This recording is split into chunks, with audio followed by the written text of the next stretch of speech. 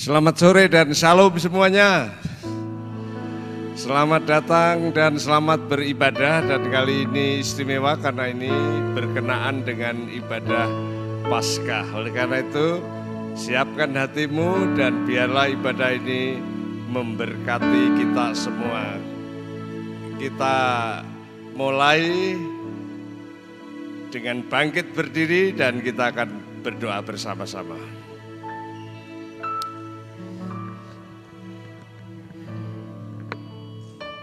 Bapa yang di sorga, kami datang padamu mengucap syukur dan berterima kasih. Karena hari ini kami bersama-sama mengingat kembali hari kemenangan. Tuhan Yesus bangkit dari antara orang mati. Tuhan Yesus memberikan kehidupan kami, kehidupan yang berarti, bermakna bagi kemuliaan-Mu. Terima kasih, kami mau beribadah, kami mau sembahyang, kami mau mempermuliakan Tuhan. Tuhan berkati kami. Di dalam nama Tuhan Yesus kami serahkan semua rangkaian ibadah ini dari awal sampai akhir. Haleluya, terpujilah namamu dari kekal sampai kekal. Amin. Kita tepuk tangan kemuliaan bagi Tuhan. Haleluya. Terima kasih, terima kasih, terima kasih. Silahkan duduk.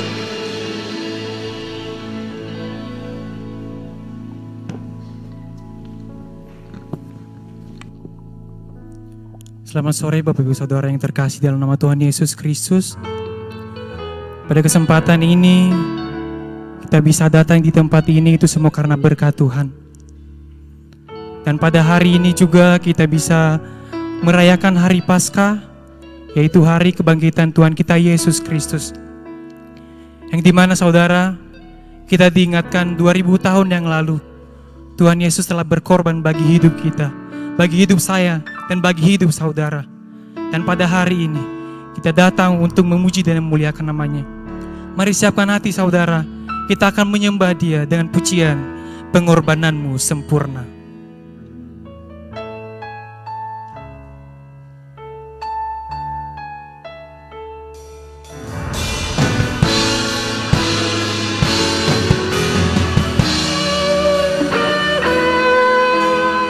Ku hidup oleh anugerah-Mu, yang terbaik ku terima dari-Mu. Rancangan-Mu indah bagiku, sebab ku hidup selalu di dalam-Mu. Tiada pernah ku meragukan bukti kasih dan karya salib-Mu. Kau telah mati gantikan hidupku, sebab itu ku selalu bersyukur. Kasih-Mu memulihkan hidupku, kuasa-Mu membangkitkan rohku.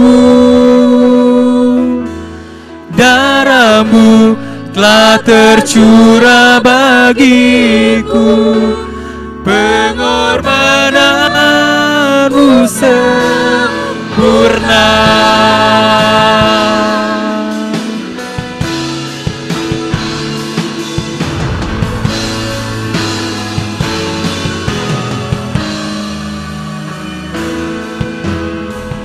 Hidup oleh anugerah-Mu, terbaik ku terima dari-Mu. Rancangan-Mu indah bagiku, sebab ku hidup selalu di dalam-Mu. Tiada pernah ku meragukan bukti kasih dan karya salib-Mu. Kau telah mati gantikan hidupku, sebab ku hidup selalu bersyukur. Kasih-Mu memulihkan hidupku, kuasa-Mu membangkitkan rohku.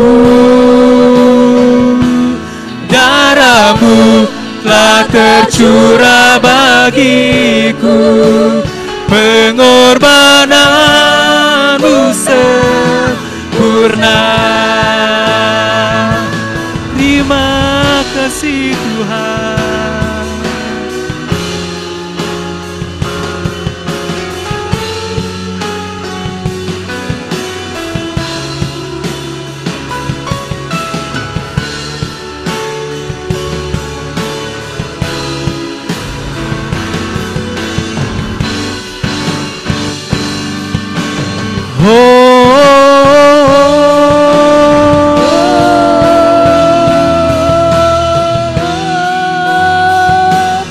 Kasih-Mu memulihkan hidupku, kuasa-Mu membangkitkan rohku.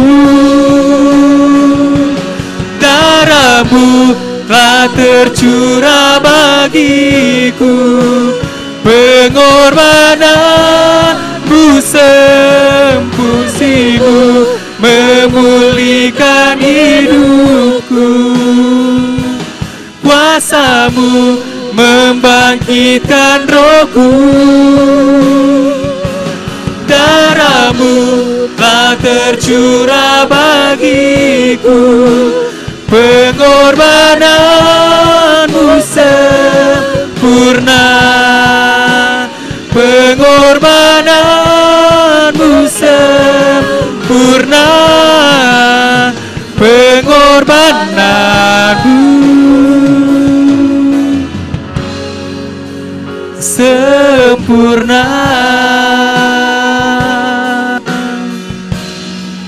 Terima kasih Tuhan, kami mengucap syukur Yesus, pengorbanan-Mu Tuhan. Terima kasih Yesus, kami bersyukur Tuhan. Oh, terima kasih Yesus.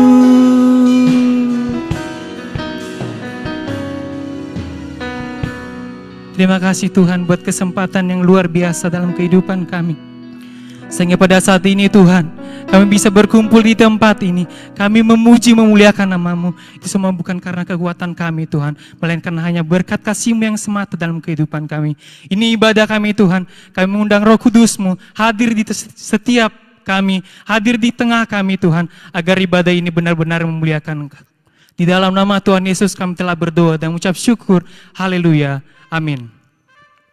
Saya mau nyapa kita saudara, shalom. Shalom. Masih kurang semangat, shalom. Shalom. Yang di belakang, shalom. Shalom. Puji nama Tuhan. Kita akan bersama-sama mengucap syukur karena Allah kita adalah Allah yang hidup. Allah kita adalah Allah yang menang.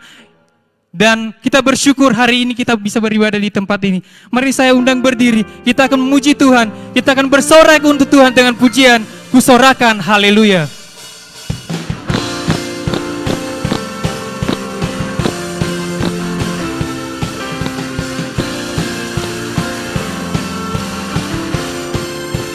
Mari sama-sama katakan, Yesus kau kekuatan di hidupku, takkan gentar langkahku. Amin. Kau angkat tanganku di saat ku jatuh, Engkau sumber kuatku. Lembah yang kelam kan ku lewati, sebab Engkau sertaku. Dengan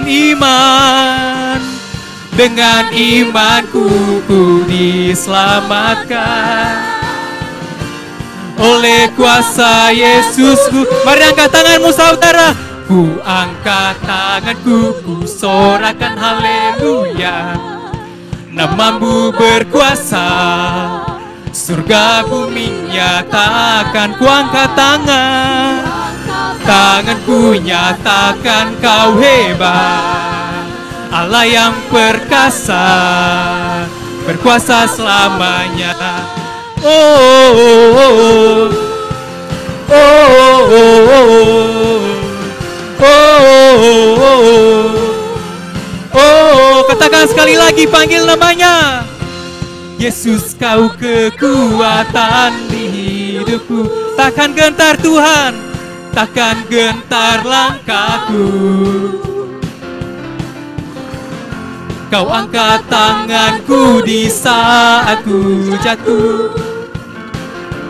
Kaulah sumber kuatku. Lembah yang kelam kan ku lewati, sebab Engkau sertaku. Dengan iman katakan, dengan imanku ku diselamatkan.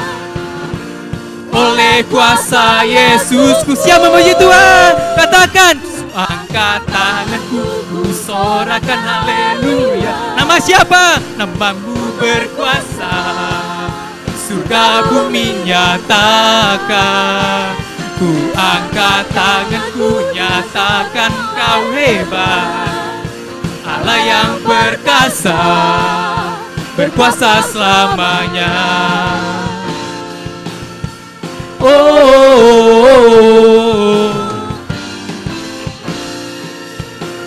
oh, oh,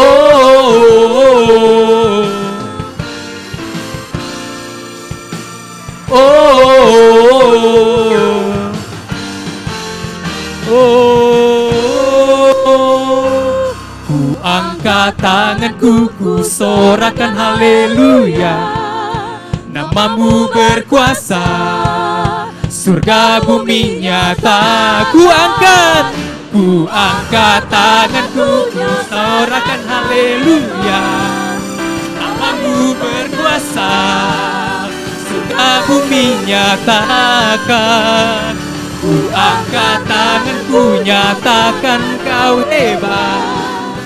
Allah yang perkasa, berkuasa selamanya. Ku angkat tanganku, ku sorakan haleluya.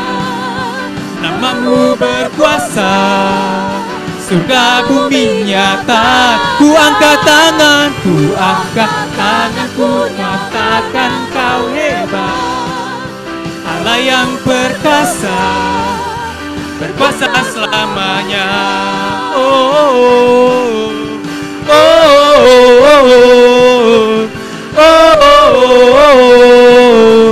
oh.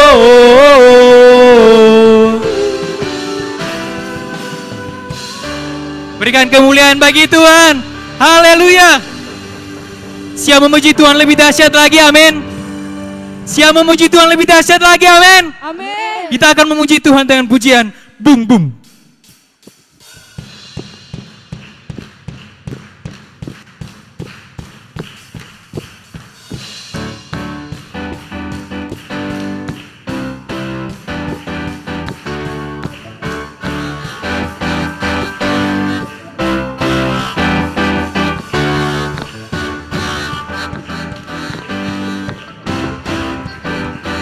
Katakan, bila Rohmu bekerja, tiada yang dapat hentikan. Ada lawatan besar, membakar hati yang menyembah. Kami siap, nyatakanlah siap. Bum bum, dahsyat kuasa-Mu tak pernah berubah. Kau yang terhebat, takkan terkalahkan. Bum bum, dahsyat lawatan-Mu tercurah atasku. Kau yang terhebat, takkan terkalahkan.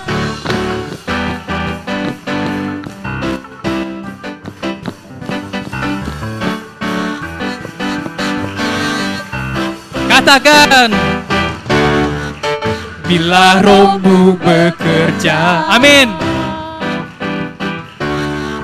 Tiada yang dapat hentikan. Ada lawatan Tuhan, ada lawatan besar, membakar hati yang katakan kami siap. Kami siap nyatakan. Jemaat Tuhan katakan, bum bum dahsyat kuasa-Mu tak pernah berubah. Kau yang terhebat takkan sekali lagi katakan, bum bum dahsyat lawatan-Mu tercurah atasku. Kau yang terhebat takkan terkalahkan. Boleh bertepuk tangan di atas kepala saudara.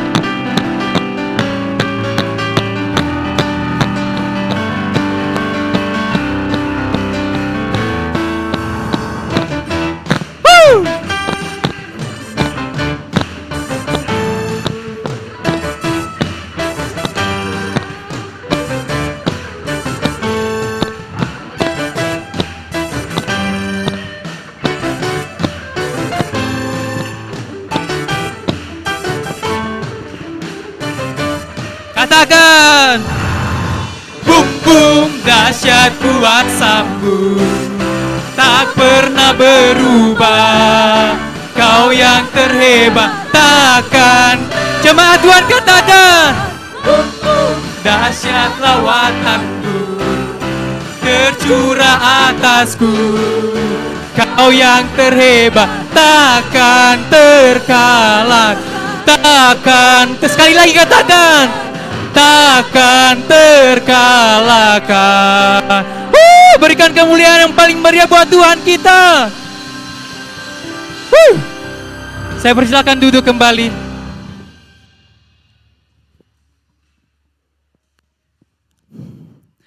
Tiba saatnya kita akan mendengarkan firman Tuhan yang akan disampaikan oleh hamba-Nya. Mari kita siapkan hati kita saudara. Kita akan masuk dalam hadirat Tuhan. Kita akan memuji Tuhan dengan pujian sungguh besar. Terima kasih Yesus.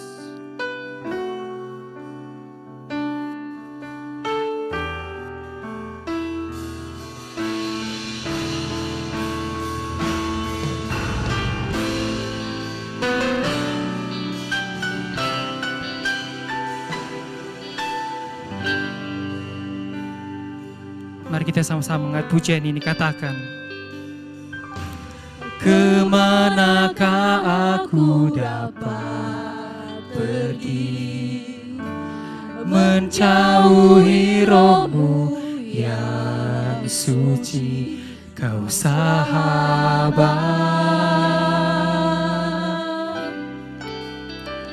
dan Kau dekat.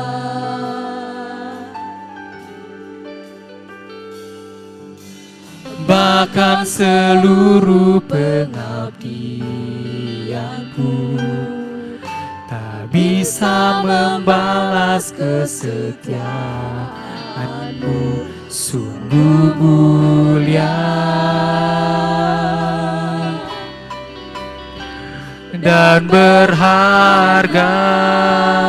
Katakan, sungguh besar, sungguh besar pengorbanan-Mu bagiku. Terima kasih Yesus. Terlalu dalam Tuhan.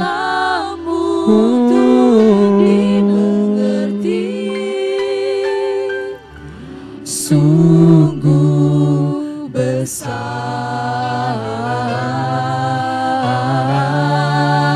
sungguh indah yang Kau pikirkan tentangku. Tak tak terselami bagiku. Sungguh indah,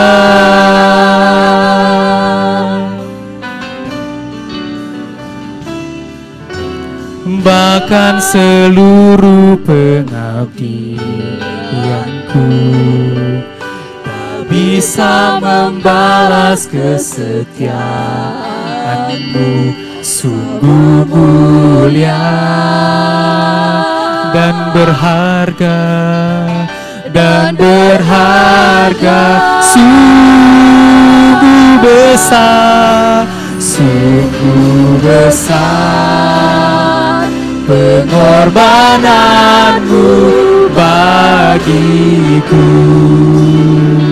terlalu dalam untuk dimengerti. Sungguh besar, sungguh indah yang kau pikirkan tentangku, tak terselami bagiku. Sungguh indah. Terima kasih Yesus, sungguh indah Tuhan.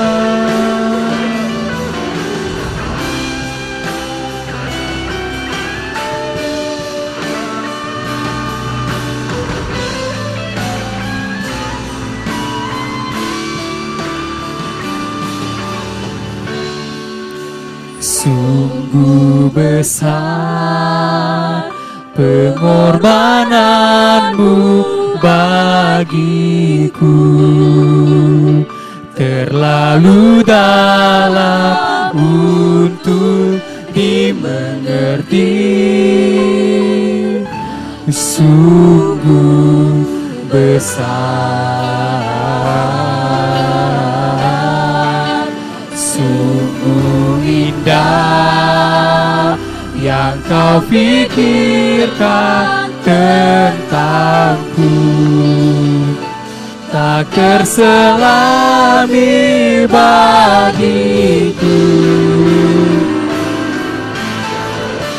Sungguh indah, sungguh besar, sungguh besar pengorbananmu bagiku, terlalu dalam untuk dimengerti. Sungguh besar, sungguh indah yang kau pikirkan tentangku, tak terselami bagiku. Sungguh indah, sungguh indah, sungguh indah. Sungguh indah kasih-Mu buat kami Tuhan. Kau rela menderita, Engkau rela menanggung semua. Karena begitu besar kasih-Mu akan kami. Sore ini Tuhan, biarlah tidak ada seorang pun yang merasa Tuhan tidak mengasihi kami. Tapi biarlah sore hari ini ketika kami merayakan kebangkitan-Mu, kami sekali lagi boleh mengalami, kami boleh tenggelam dalam kasih Allah yang besar. Kasih Allah yang menebus, kasih Allah yang melayakkan, kasih Allah yang menyelamatkan. Bahkan membuat kami bisa ada sebagaimana kami ada sore hari ini. Semua karena kasih-Mu Tuhan. Semua karena cinta-Mu Tuhan. Karena itu sebentar kalau kami boleh mendengar firman-Mu Tuhan. Biarlah firman Tuhan hari ini membuat kami lebih lagi mengasihi Tuhan. Lebih lagi bangga punya Allah seperti-Mu Tuhan. Kami buka hati kami lebar dan kami siap mendengar dan melakukan akan kebenaran firman-Mu. Dalam nama Tuhan Yesus Kristus, Allah yang penuh kuasa, Allah yang menebus kami, Allah yang bangkit buat kami yang percaya, bersyukur, kami semua berkata, amin. Puji nama Tuhan. Boleh berikan sorak-sorai kemuliaan buat Allah kita, Yesus kita yang sudah bangkit buat kita. Berapa banyak bersuka cita bahwa Yesus bangkit buat kita? Boleh angkat tanganmu yang bersuka cita. Berapa banyak yang bangga bahwa Yesus kita enggak mati terus, tapi Yesus kita di hari yang ketiga, dia bangkit buat kita. Dia bangkit dan membuktikan bahwa dia Allah yang berkuasa atas hidup kita. Berapa banyak yang bangga punya Allah seperti Yesus. Sekali lagi berikan tepuk tangan buat Allah kita yang dahsyat. Nah, sore hari ini judul firman yang saya mau bagikan adalah Don't worry, be happy. He has risen. Don't worry, be happy. He has risen.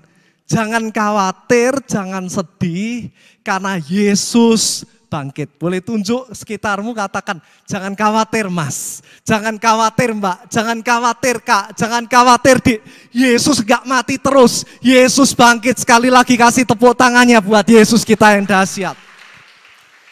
Nah, latar belakang dari khotbah hari ini, kalau kemarin Jumat Agung kita merayakan bagaimana Yesus menderita, Yesus disalibkan, Yesus dimahkotai duri, 6 jam dia harus menanggung sengsara, menanggung setiap penderitaan karena dosa-dosa kita. Tapi saudaraku, kemudian akhirnya Yesus menyerahkan nyawanya dan berkata, sudah selesai. Artinya setiap dosa kita, setiap kesalahan kita, setiap yang menjadi kelemahan kita sudah Yesus selesaikan di atas kayu salib itu. Jadi Yesus tidak dibunuh oleh manusia, nyawanya juga tidak diambil oleh si jahat, tapi Yesus mati karena dia menyerahkan nyawanya.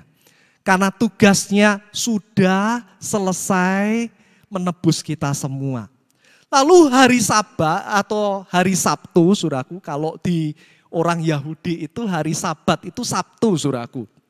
Ya, orang Yahudi mereka berhenti atau beristirahat karena Yesus sudah dimakamkan, maka perempuan-perempuan murid-muridnya berhenti. Jadi kalau hari Sabat semua aktivitas harus dihentikan, nggak boleh masak.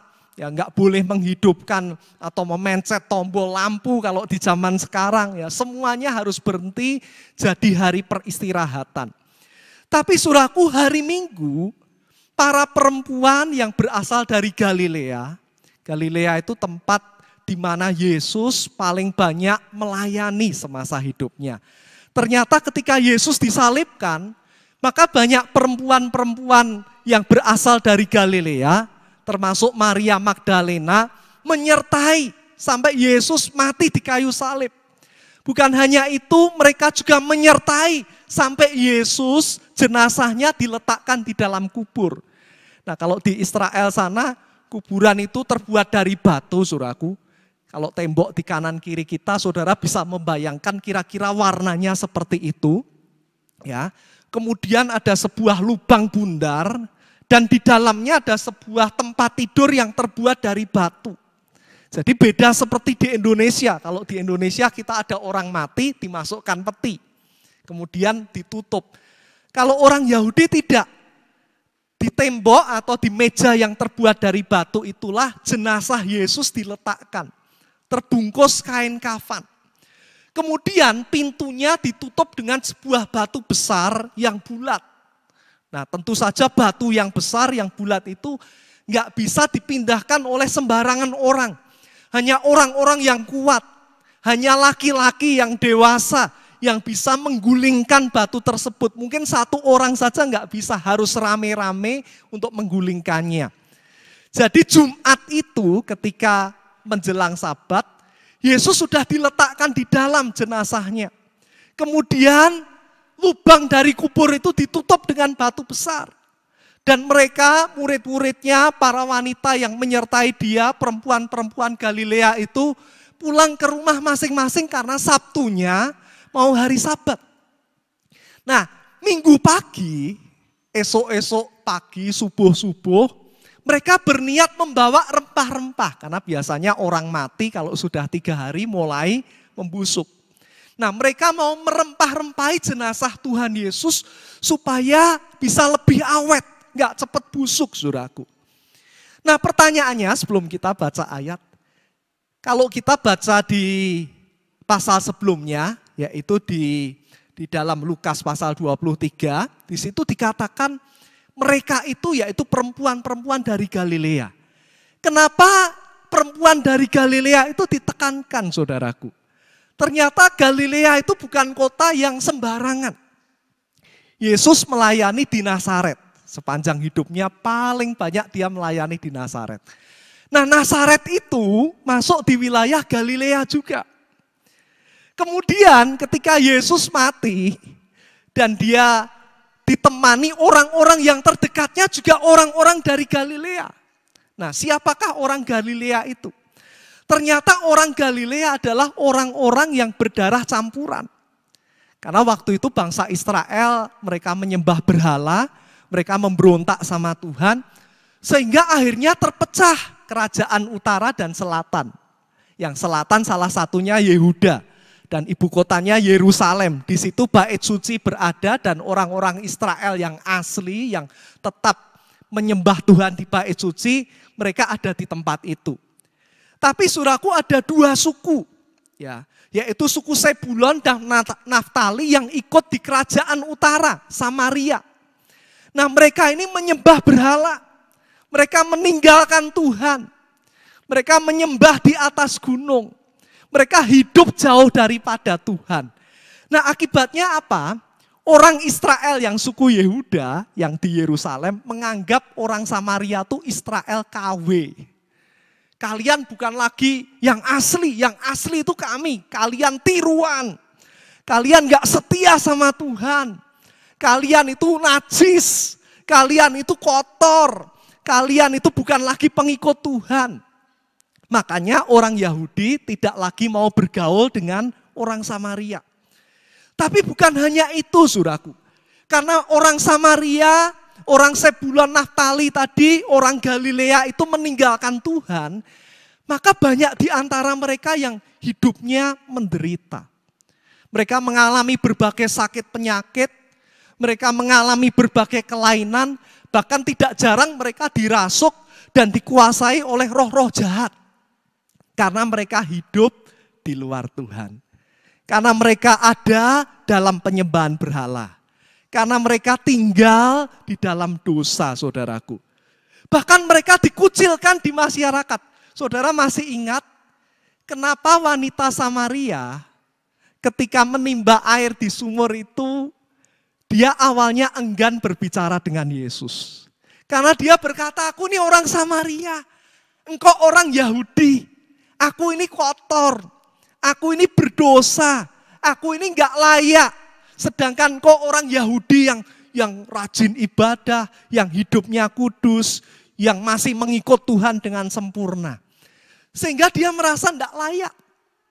Nah, itulah orang Galilea, saudaraku. Tapi sejak perjanjian lama di Yesaya 9 ayat 1, Tuhan berjanji akan melawat orang-orang Galilea. Tuhan berjanji akan melawat suku Sebulon dan Naftali yang sudah jauh, sudah meninggalkan Tuhan. Saya akan bacakan Yesaya 9 ayat pertama. Tetapi tidak selamanya ada kesuraman untuk negeri yang terhimpit itu. Kalau di zaman dahulu Tuhan merendahkan tanah Sebulon dan tanah Naftali, maka di kemudian hari, maksudnya di masa nanti Yesus datang, Ia akan memuliakan jalan ke laut, daerah seberang sungai Yordan, wilayah bangsa-bangsa lain.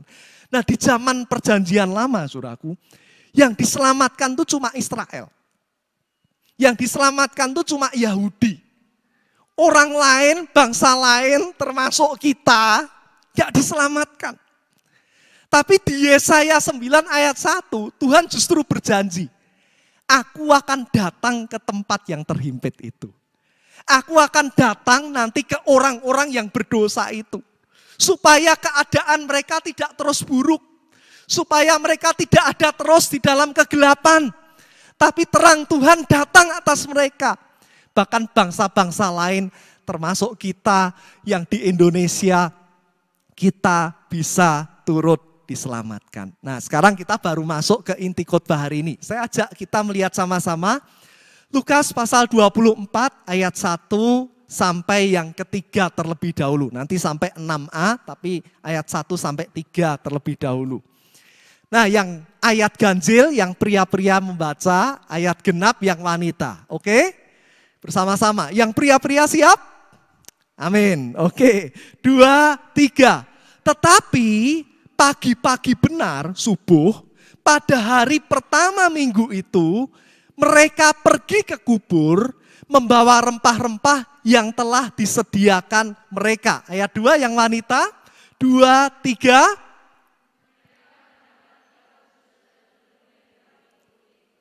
Ayat 3 sama-sama. Dan setelah masuk, mereka tidak menemukan mayat Tuhan Yesus. Nah yang pertama dari khotbah hari ini saudaraku, kebangkitan Tuhan Yesus membuktikan dia itu Allah yang hidup. Sekali lagi kebangkitan Tuhan Yesus membuktikan Yesus itu Allah yang hidup. Nah saudara, beberapa kali saya mendampingi jemaat yang meninggal. Nah suatu kali di sebuah rumah sakit di Jogja, malam-malam saudaraku ya, 10:30 malam, saya dan teman saya juga pendeta, waktu itu keluarga sedang mengurus administrasi. Lalu anak-anak dari bapak yang meninggal ini berkata, Pak Pendeta, bisa enggak minta tolong? Minta tolong apa Pak? Tolong tungguin jenazah papi kami yang meninggal ini. Jadi kami masuk berdua di ruang jenazah, perawatnya keluar dan hanya kami bertiga jenazah yang meninggal. Lalu saya dan teman saya saudaraku. Waktu itu kami sambil memuji Tuhan berusaha memberanikan diri. Karena suasana sudah 10:30 malam, sepi, gak ada orang lain. Dan kamar jenazah itu ada di sebelah belakang dari rumah sakit. Antara di satu sisi kasihan sama yang meninggal, aduh omnya ini kalau kita tinggal kasihan. Walaupun dia sudah meninggal. Tapi di sisi yang lain juga ngeri. Itu pengalaman kami pertama kali nungguin jenazah di kamar jenazah malam-malam lagi. Tapi yang jelas saudaraku, saya bisa merasakan itu pengalaman pertama. Pengalaman kedua ketika ibu mertua saya meninggal, dia dibaringkan, ditutup dengan batik saudaraku. Lalu petugas kamar jenazah meminta kami anak-anaknya masuk untuk berdoa terakhir kalinya sebelum jenazah disemayamkan. Dan kami foto bersama. Biasanya kalau kita foto bersama tuh happy saudaraku, cheers begitu ya. Tapi kali ini kita foto di depan orang yang kami kasih yang sudah meninggal. Ada kesedihan.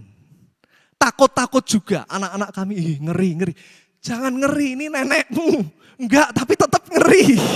Itu pengalaman buat anak-anak pertama di kamar jenazah.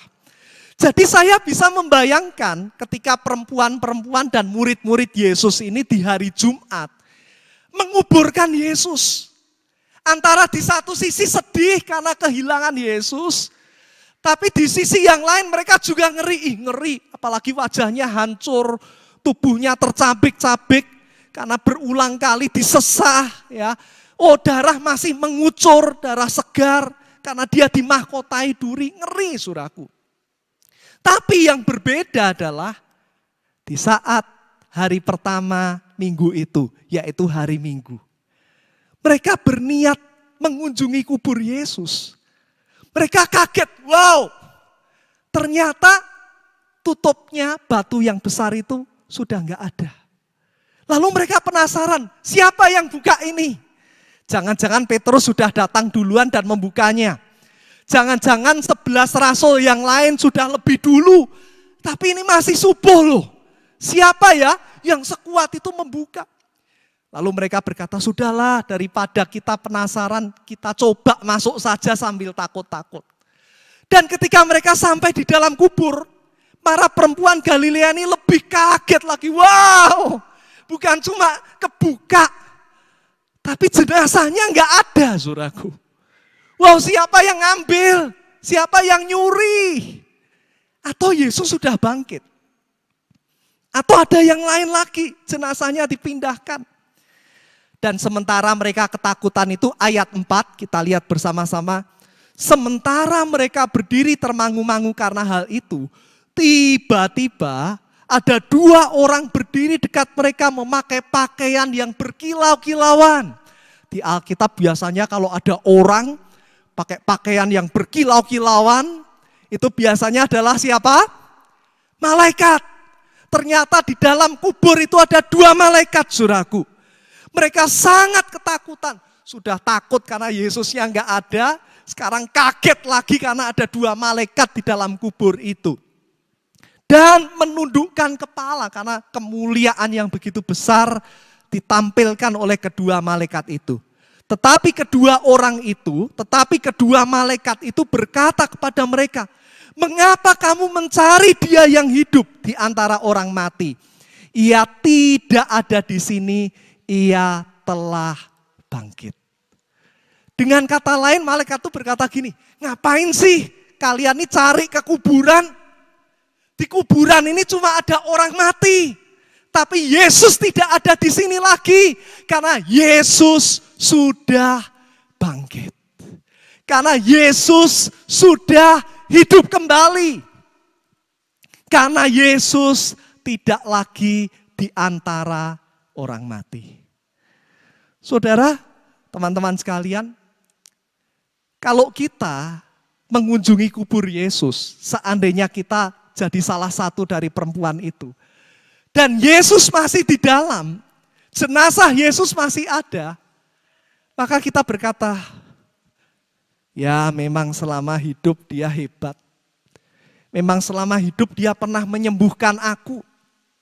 Selama hidup Pak Deku yang mati dibangkitkan, Lazarus itu. Selama hidup mataku yang buta dibangkitkan. Tapi toh dia juga tetap manusia, akhirnya mati juga. Kalau Yesus tetap mati, berarti Yesus manusia biasa. Kalau Yesus tetap mati dan tidak bangkit di hari ketiga, maka Yesus yang selama ini melakukan mujizat di hadapan mereka, Yesus itu bukan Allah. Tapi hari itu berbeda, saudaraku. Mereka bukan hanya melihat mujizat ketika Yesus hidup. Tapi di hari Minggu pagi itu, mereka melihat Yesus tidak hanya mati, tapi Yesus bangkit kembali. Itu membuktikan bahwa Yesus adalah Allah, dia adalah Sang Pencipta, dia Allah yang Maha Kuasa, dia mengalahkan kematian, karena itu dia sudah bangkit dari kematian. Berapa banyak yang hari ini menyadari, Allah kita bukan Allah yang cuma hebat ketika jadi manusia, tapi habis itu mati. Berapa banyak yang hari ini menyadari bahwa Allah kita adalah Allah yang hidup. Bahkan sampai hari ini dia tetap hidup buat setiap kita. Yang percaya, yang kagum bahwa Allah kita masih hidup buat kita, boleh berikan kemuliaan buat Allah kita yang dahsyat. Setiap kita pasti punya orang hebat. Ada di antara teman-teman yang kita andalkan tuh pacar kita. Aduh Pak, kalau pacar saya ada tuh saya nggak kehujanan Pak. Dia selalu kasih payungnya buat saya. Aduh Pak, kalau orang tua saya ada Pak, saya nggak akan pernah kekurangan. Pasti mama saya tanya, uangmu masih cukup nggak? Mama transfer lagi, ayah transfer lagi. Setiap kita punya orang yang kita andalkan dalam hidup kita. Setiap kita punya idola dalam hidup kita. Ada yang idolanya artis Korea, Cukup gerakkan jempol kaki saja. Ada yang idolanya bintang film, artis tertentu. Kemarin anak saya yang nomor 2, mumpung nggak ikut saudaraku ya. Dia berkata, "Pak, idolaku si ini, Pak. Dia sedang syuting di Jogja, Pak. Aku mau lihat ke sana, Pak. Siapa tahu bisa selfie sama dia." Setiap kita punya orang hebat dalam hidup kita, teman-teman sekalian. Tapi betapapun mereka hebat, betapapun mereka baik, betapapun mereka mau dan suka menolong kita, suatu hari mereka akan mati. Suatu hari mereka tidak lagi bisa menolong kita. Suatu hari sekalipun mereka hebat, mereka sia-sia karena mereka nggak bisa melawan yang namanya kematian. Tapi Yesus yang kita punya, dia bukan cuma hebat ketika masih hidup. Yesus yang kita punya, dia juga Allah yang mengalahkan kematian. Dia Allah yang bangkit dari kematian. Karena itu jangan takut saudaraku. Saya tadi lihat di internet, dilakukan survei oleh sebuah universitas di Amerika, di Nebraska saudaraku. Apa sih yang paling ditakuti manusia? Ternyata yang pertama, orang itu, ini survei internasional. Ternyata ketakutan yang paling ditakuti manusia zaman now itu adalah berbicara di depan umum, saudaraku. Sudah lama enggak khotbah, mau khotbah jujur takut juga, saudaraku. Ada yang di tempat ini takut di depan umum. Lalu yang kedua takut miskin. Ternyata banyak orang tuh takut miskin. Lalu yang ketiga, ternyata orang zaman now tuh yang ketiga baru takut mati, saudaraku. Yang keempat, orang zaman now baru takut kesepian alias gak punya teman. Tapi bagaimanapun, manusia itu takut menghadapi kematian. Itu sebabnya operasi plastik, itu sebabnya perawatan wajah, itu sebabnya serum dan lain sebagainya. Laris, saudaraku. Karena setiap kita gak ingin kelihatan tua. Setiap kita ingin hidup selamanya. Setiap kita takut menghadapi kematian. Tapi yang luar biasa, kita punya Tuhan yang mengalahkan kematian. Kita punya Yesus yang bangkit dari kematian. Kalau kita punya Yesus yang hidup, kalau kita punya Yesus yang sudah mengalahkan kematian, maka suatu hari kalaupun kita mati, Yesus kita sanggup menghidupkan kita kembali. Kalaupun suatu hari kita harus meninggalkan dunia ini, kita akan dibangkitkan bersama-sama dengan Yesus. Kita akan hidup selamanya bersama-sama dengan Allah. Jadi hari ini jangan takut mati. Suatu hari kita pasti akan mati. Tapi jangan takut mati, karena kalaupun kita mati, kita yang di dalam Tuhan, kita akan dihidupkan kembali. Karena Yesus adalah Allah, karena Yesus bangkit dan Yesus mengalahkan kematian. Boleh tengok kanan kiri, katakan jangan takut. Kalaupun kau suatu hari mati, Yesus akan membangkitkan kau karena Dia Allah yang bangkit dari kematian. Boleh berikan tepuk tangan buat Tuhan Yesus. Kalau Yesus gak bangkit, saudaraku, kita gawat. Ngapain ibadah, ngapain doa, nggak ada yang dengerin kok di surga. Kalau Yesus mati. Tapi Yesus bukan hanya mati, dia hidup, dia sekarang ada di surga. Itu sebabnya setiap kali engkau berdoa, ada yang dengerin doamu. Itu sebabnya setiap kali engkau menderita dan berkata, Tuhan tolong aku, ada Yesus yang melihat dan siap menolong hidupmu. Karena Yesus bangkit, karena Yesus hidup. Kita semua punya masa depan. Orang tuamu suatu hari boleh meninggalkan engkau.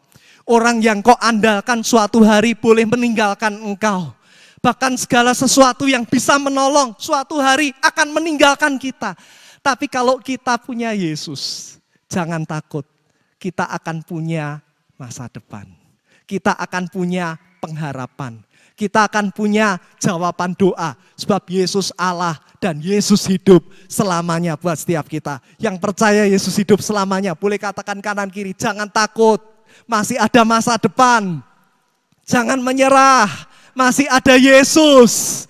Jangan takut, Yesus hidup buat kita. Boleh berikan kemuliaan buat Yesus kita. Makanya teman-teman, kalau kepepet, terjepit, terhimpit, jangan berpikiran bunuh diri aja Itu terlalu cepat. Masih ada Tuhan. Amin. Kalau orang tuamu nggak bisa menolong, kiriman belum datang, jangan berpikir mati aja.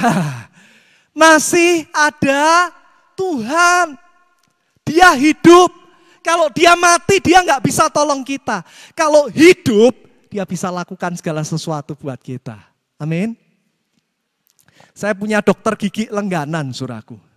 Dan dia pintar. Istri saya pernah dioperasi olehnya. Dan setiap kali dia merawat gigi kami, dicabut giginya itu walaupun dikasih obat bius kadang sakit juga, saudaraku. Tapi karena dia orang percaya, jadi sambil cabut gigi dia selalu nyanyi lagu-lagu rohani. Itulah yang membuat kami nggak takut, saudaraku. Tapi saya pernah cabut gigi di tempat orang yang nggak percaya, dia berkata, "Pak, berdoa ya Pak ya." "Loh kenapa Dok? Ini saya juga sudah tarik-tarik giginya, Bapak nggak lepas-lepas ini. Jadi saya berdoa, Bapak juga berdoa ya." Dia berdoa. Saya berkata, Tuhan gawat ini. Tapi ketika dokter yang satunya, yang anak Tuhan, dia berdoa, dia ikut memuji Tuhan sambil mencabut, lancar, saudaraku. Tapi berita buruknya, sekalipun dia dokter yang luar biasa, dia mati juga.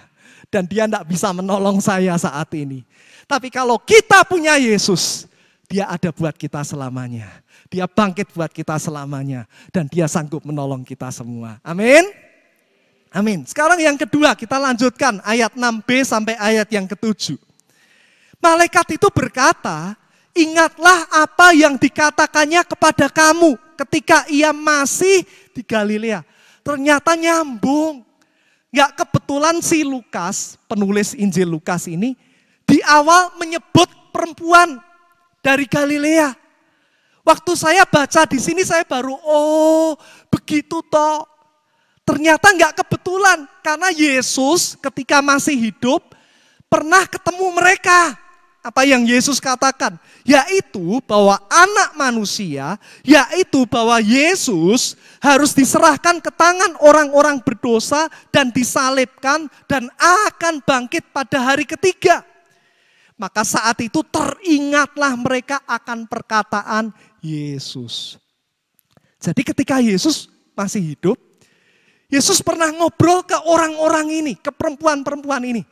Teman-teman, adik-adik sekalian, ibu-ibu sekalian, jangan kalian sedih. Suatu hari nanti aku harus menyerahkan diriku ke tangan orang-orang berdosa. Mereka akan menganiaya aku. Mereka akan menyalibkan aku. Tapi jangan takut, jangan sedih. Aku memang akan mati. Tapi di hari ketiga, aku akan bangkit kembali.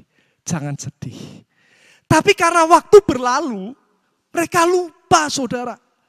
Sehingga ketika Yesus disalib, ketika Yesus ditusuk oleh para serdadu itu, saudaraku, ditusuk lambungnya dengan tombak. Mereka berkata, kenapa itu terjadi? Kenapa Yesus mati? Katanya dia Tuhan. Bukankah selama ini dia melakukan mujizat? Tapi kok mati? Saudara, kita itu sering lupa seperti mereka. Kalau kita terima berkat, haleluya. Oh puji Tuhan. Tapi begitu ada kesusahan terjadi dalam hidup kita, kita segera lupa kalau kita punya Tuhan. Mana doaku belum dijawab. Mana katanya Tuhan ada. Mana katanya Tuhan hidup. Padahal kemarin waktu diberkati, haleluya, haleluya. Sekarang halelupa, halelupa, saudaraku. Nah ternyata mereka juga seperti itu. Tapi dari sini, di poin yang kedua kita bisa belajar. Kebangkitan Yesus membuktikan bahwa janjinya bisa dipegang. Saya mau pengakuan dosa, di sini ada mahasiswa juga ya. Sebagai dosen kadang saya janjian bimbingan skripsi tapi lupa, saudaraku. Lalu mereka berkata, Pak, kok belum masuk Zoom? Loh kenapa? Loh, katanya Bapak mau bimbingan. Iya, lupa. Kadang janjian suraku ya. Saya merasa berdosa sama mission trip Manado. Jadi saya punya anak perwalian, mahasiswa bimbingan perwalian saya. Ngajakin saya, Pak, besok kita kalau mission trip ke Manado, Bapak ikut ya. Jadi wali kami. Suraku berapa bulan kemudian, kelompok Sumatera Utara datang dan berkata, Pak ikut kami ya. Oke. Suatu hari yang Manado, Pak kok nggak jadi ikut kami? Iya, lupa. Yang namanya manusia itu bisa lupa, saudaraku. Tapi ternyata Yesus, dia menepati janjinya. Manusia, setiap kita cuma tahu kapan kita lahir. Betul? Ada yang di tempat ini nggak tahu kapan kita dilahirkan? Kalau orang-orang zaman dulu kadang lupa ya, Pak Nur ya, tanggal lahirnya kapan karena ibunya nggak mencatat begitu. Tapi saya rasa setiap kita, terutama yang muda-muda, setiap kita tahu hari ulang tahun kita, amin. Tapi setiap kita ada yang tahu nggak hari mati kita kapan? Ada yang tahu? Ada yang tahu? Coba tengok kanan, tengok kiri, kapan kamu mati? Nggak ada di antara kita yang tahu kapan kita mati. Bahkan 1 menit lagi, 5 menit lagi apa yang terjadi dalam hidup kita nggak akan ngerti. Tapi Yesus adalah Allah. Dia tahu apa yang terjadi di masa lalu. Dia tahu apa yang terjadi kelak dalam hidupnya. Aku akan dianiaya, aku akan disalibkan. Bahkan dia tahu kapan dia akan bangkit kembali. Dia ngomong, hari ketiga, don't worry, be happy, aku bangkit kembali. Kalau Yesus berjanji dan dia menepati, maka hari ini pesan Tuhan buat kita semua. Janjinya masih berlaku buat hidupku dan buat hidupmu. Adakah hari ini engkau menunggu janji Tuhan? Adakah hari ini engkau berkata, Tuhan, kenapa doaku belum terjadi? Adakah engkau berdoa, Tuhan, kapan orang tuaku dipulihkan? Kenapa belum terjadi sampai hari ini? Kenapa Tuhan belum buka jalan buat skripsiku? Kenapa Tuhan belum pulihkan ekonomi keluargaku? Hari ini saudara, kalau Yesus berjanji dia akan hidup kembali, dia bisa tepati. Kalau soal hidup dan mati, Yesus bisa kerjakan buat setiap kita. Maka tidak ada perkara lain, tidak ada janji yang terlalu besar untuk bisa ditepati dalam hidupmu dan hidupku. Boleh katakan amin? Ada yang hari-hari ini mulai ragu akan janji Tuhan. Hari ini percaya Allah tidak lupa akan janjinya. Yesus pasti menggenapi janjinya dalam hidupmu. Haleluya. Yang ketiga saudaraku, ayat 9-10. Dan setelah mereka kembali dari kubur, mereka menceritakan semuanya itu kepada ke-11 murid dan kepada semua saudara yang lain. Perempuan-perempuan itu ialah Maria dari Magdala, artinya Maria Magdalena, yang daripadanya Yesus pernah mengusir 7 roh jahat. Yohana ini istri Kusa. Kusa itu adalah bendahara dari Raja Herodes. Dan Maria ibu Yakobus. Yakobus adalah sepupunya Tuhan Yesus. Adik sepupunya Tuhan Yesus. Jadi ibunya Yakobus dan ibunya Maria itu ada yang berkata itu kakak beradik seperti itu. Dan perempuan-perempuan lain juga yang bersama-sama dengan mereka memberitahukannya kepada rasul-rasul. Yang ketiga, kebangkitan Yesus harus kita beritakan. Yang setuju boleh katakan yes. Nah saudara, orang Galilea adalah orang yang berdosa. Orang Galilea adalah orang yang pernah meninggalkan Tuhan dan menyembah berhala. Orang Galilea adalah orang yang hidupnya penuh roh jahat, penuh penyakit, dianggap najis oleh orang Yahudi. Tapi saudara perhatikan, mayoritas jam pelayanan Tuhan Yesus selama dia hidup justru di Galilea. Tapi coba Anda perhatikan, orang yang pertama kali menyaksikan bahwa Yesus bangkit bukan rasul-rasul. Orang yang pertama kali dikasih tunjuk Yesus bangkit bukan imam-imam yang sok kudus. Orang yang pertama kali diliatin bahwa Yesus sudah bangkit bukan orang-orang yang suci, yang tanpa salah. Tapi Allah sengaja memilih perempuan-perempuan Galilea. Daerah yang dianggap berdosa. Maria Magdalena yang darinya Yesus pernah mengusir 7 roh jahat. Yohana yang dia istri dari bendahara Herodes. Yang ketika bayi Yesus sempat mau dibunuh. Tapi justru kepada orang-orang yang tidak dianggap layak. Berita kebangkitan Yesus pertama kali diberikan. Dan yang hebat adalah saudaraku, mereka enggak sekolah teologi. Yang hebat mereka belum pernah khotbah. Yang hebat mereka perempuan. Perempuan kalau di adat di sana dianggap rendah dibandingkan laki-laki. Tapi Tuhan memakai mereka memberitakan kepada rasul-rasul bahwa Yesus bangkit dan hidup. Saudaraku, rasul-rasul waktu itu tinggal 11 karena Yudas bunuh diri. Dan mereka ketakutan, jangan-jangan habis ini kita ditangkap. Jangan-jangan habis ini kita juga disalib. Jangan-jangan habis ini kita juga, mereka datang ke tempat kita dan kita satu persatu dibawa. Tapi saudara perhatikan, lewat orang-orang yang tidak layak. Mereka diberitahukan, kalian jangan sedih, semangat. Loh kenapa? Kenapa? Kami dari kubur dan Yesus sudah enggak ada. Kata malaikat, Yesus bangkit, Yesus hidup. Haleluya. Saudara lihat, Tuhan terkadang memakai orang yang sederhana. Tuhan kadang memakai orang yang dianggap enggak layak oleh dunia. Tuhan kadang memakai orang yang dianggap, emak-emak tahu apa. Tapi Tuhan bisa pakai mereka memberitakan kabar baik itu. Murid-murid yang tadinya letoy, murid-murid yang tadinya ketakutan, hari itu mendengar Yesus bangkit. Tapi mereka enggak langsung percaya, saudaraku. Ada di antara mereka yang dingin. Mana mungkin, omong kosong. Apa yang kalian katakan itu bohong. Tapi perempuan-perempuan itu tetap membagikan kepada mereka bahwa Yesus sudah bangkit dan hidup. Nah, hari ini tantangan juga buat kita, saudaraku. Seringkali berita Paskah hanya dinikmati oleh kita yang percaya. Sedangkan orang-orang di luar sana, mereka tidak pernah mengerti bahwa Yesus bangkit artinya ada juga kehidupan yang kekal buat mereka semua yang masih di luar sana. Tapi sayang, tidak ada yang memberitakan kepada mereka. Nah, kata memberitakan atau menceritakan, kalau saya lihat di Kamus Besar Bahasa Indonesia artinya apa? Memberitahukan ulang apa yang dilihat dan dialami. Jadi saudara nggak perlu persiapan khotbah. Saudara nggak harus masuk STT dulu, walaupun masuk STI itu baik. Saudara nggak harus punya gelar teologi untuk saudara bisa memberitakan. Saudara nggak harus terlatih khotbah.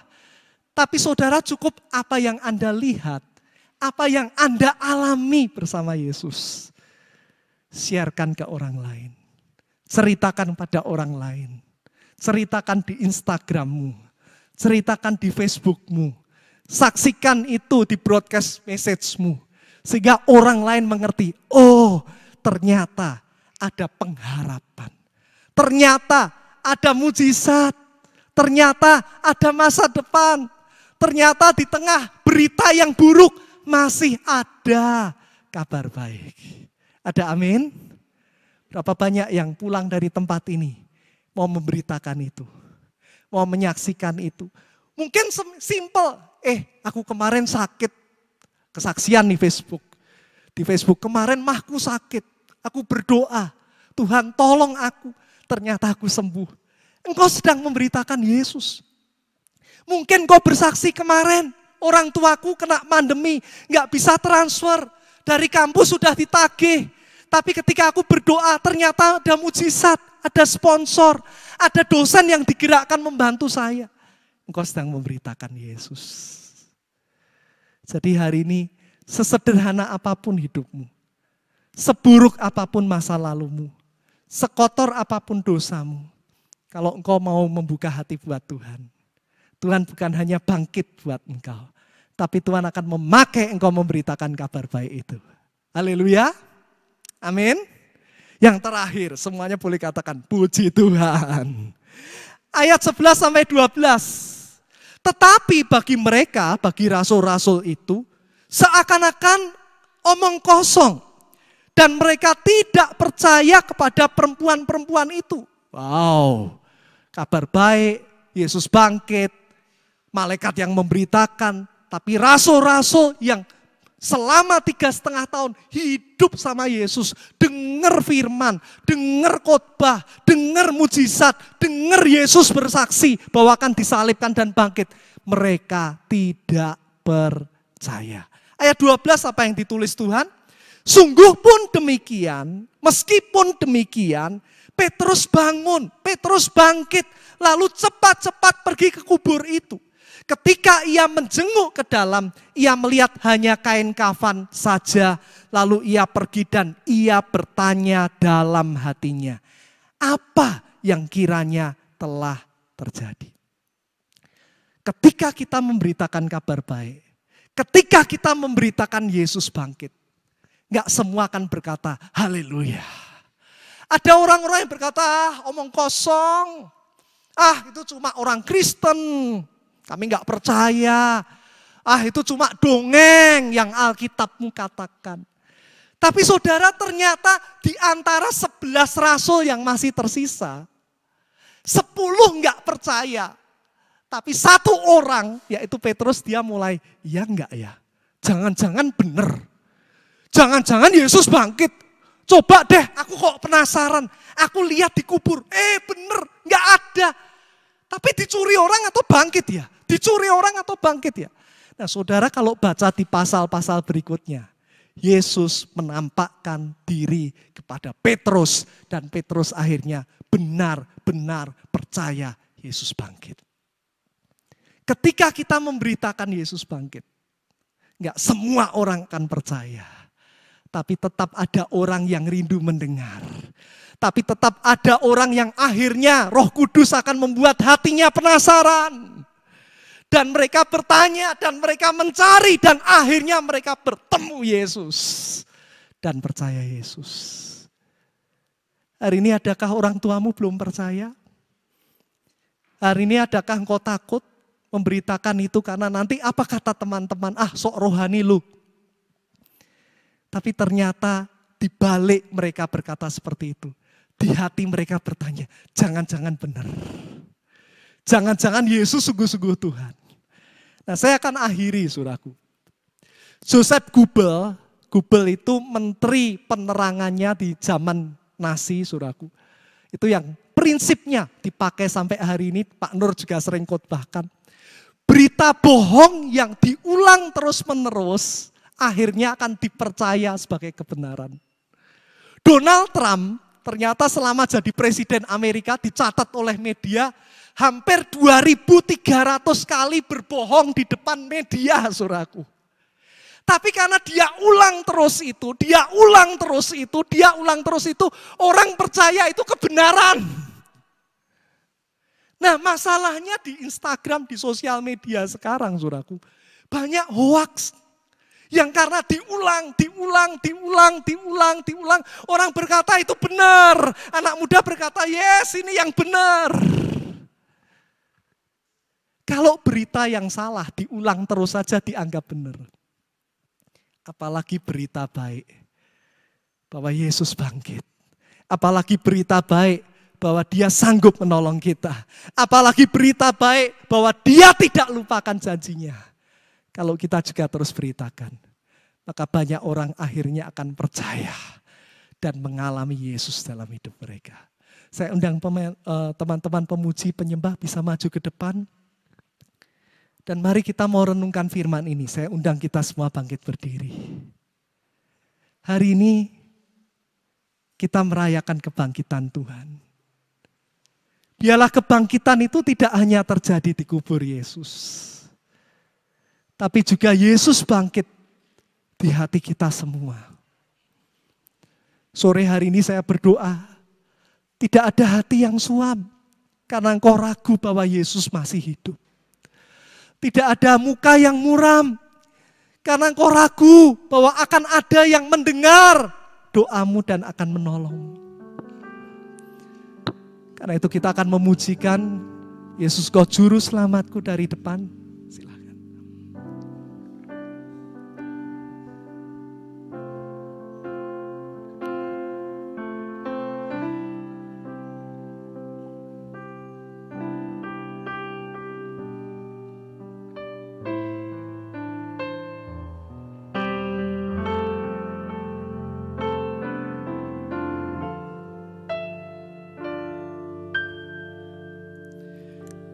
Walau ku harus berjalan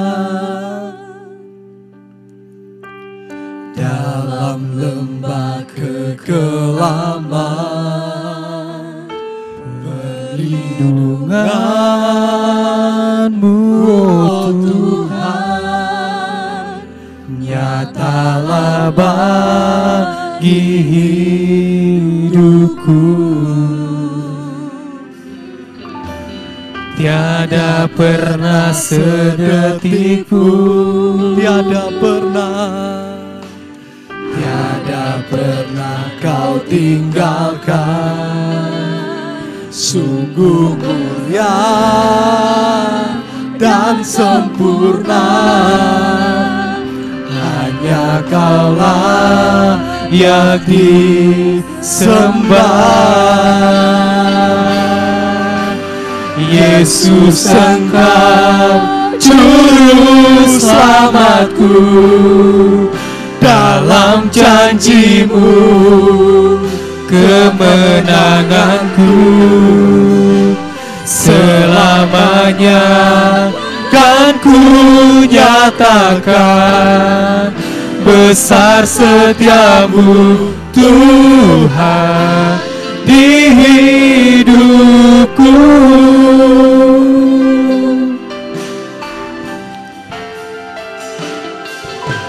Walau ku harus berjalan, ya Tuhan, dalam lembah kekelaman, perlindungan-Mu, oh Tuhan, nyatalah bagi hidupku. Tiada pernah sedetik pun, tiada pernah Kau tinggalkan. tiada pernah dan sempurna, hanya Kaulah yang disembah. Yesus, Engkau juru selamatku, dalam janji-Mu kemenanganku. Selamanya Kau ku nyatakan besar setia-Mu Tuhan di hidupku. Terima kasih Tuhan, besar setia-Mu ya Tuhan. Terima kasih Yesus. Yesus bangkit, itu membuktikan Ia hidup, itu membuktikan Dia Allah yang layak disembah. Janjinya ya dan amin. Itu sebabnya beritakan kabar baik itu, karena ada orang-orang yang menantikan Engkau, orang-orang yang menantikan kabar baik itu.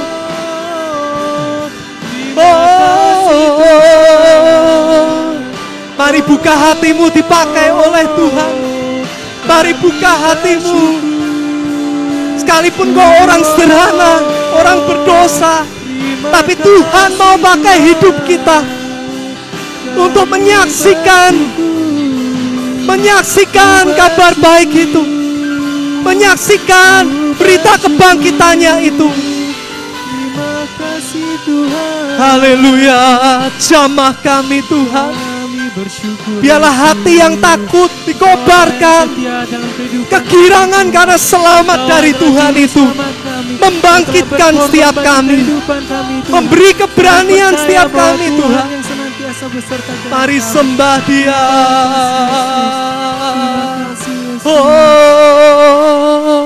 Terima kasih Tuhan.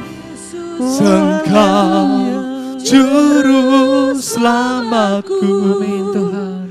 Dalam janji-Mu kemenanganku selamanya.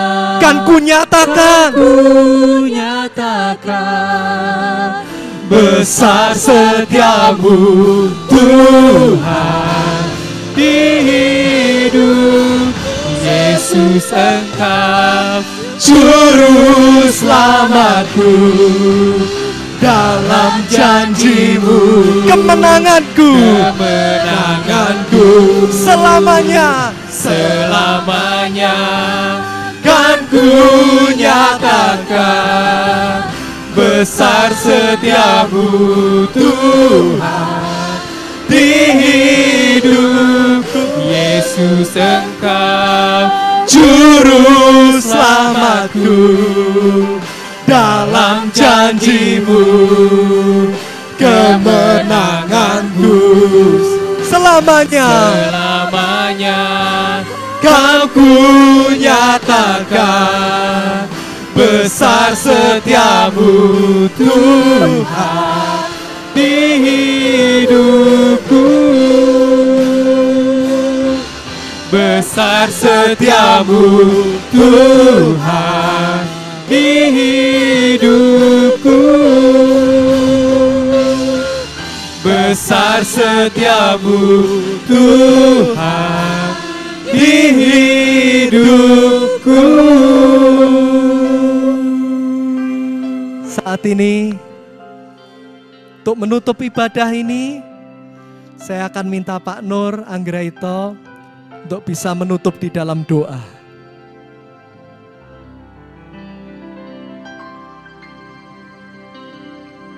Haleluya.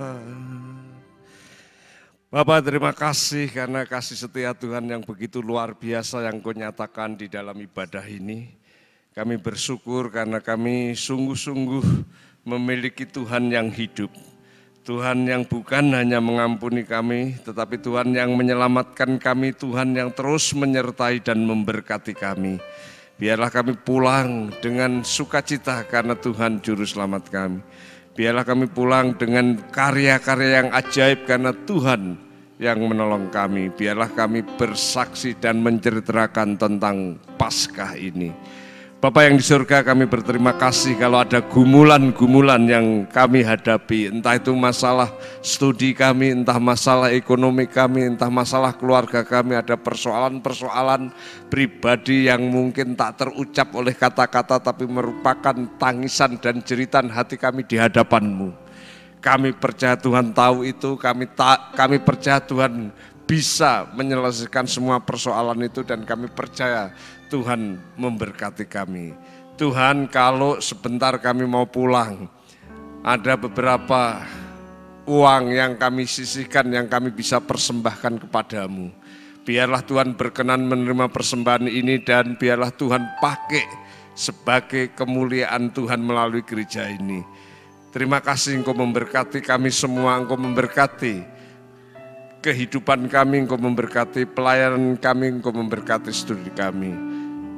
Saudara-saudara yang saya kasih di dalam nama Tuhan Yesus Kristus, bukalah hatimu dan terimalah berkat daripada Tuhan, damai sejahtera dari Tuhan Yesus, berkat-berkat Paskah yang mengampuni, yang menyelamatkan, yang menyertai di dalam nama Yesus Kristus itu akan memberkati hidupmu dimanapun kamu berada. Apa yang kamu buat, apa yang kamu kerjakan, apa yang kamu doakan dibuatnya berhasil. Demi nama Tuhan Yesus. Haleluya. Amin. Terima kasih. Then sings my soul, my Savior God, to thee. How great thou art, how great thou art. Then sings my soul, my Savior God, to thee. How great thou art, how great thou art. Then sings my soul, my Savior God, to thee. How great thou art, how great thou art. Then sings my soul, my Savior God, to thee. How great thou art, how great thou art, how great thou art, how great thou art.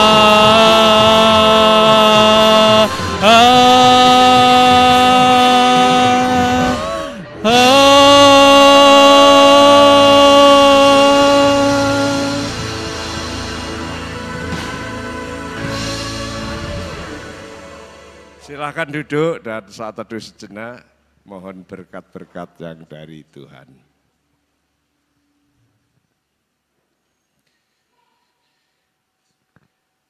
Amin, saat teduh selesai, Tuhan memberkati, ibadah selesai.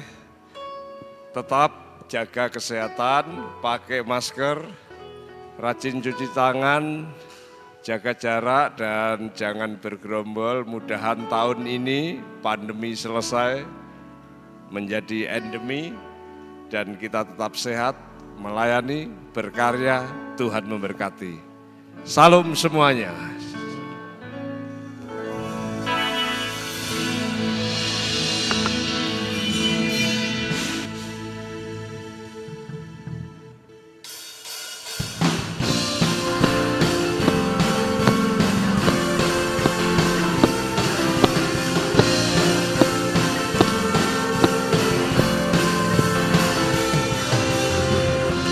Yesus, kau kekuatan di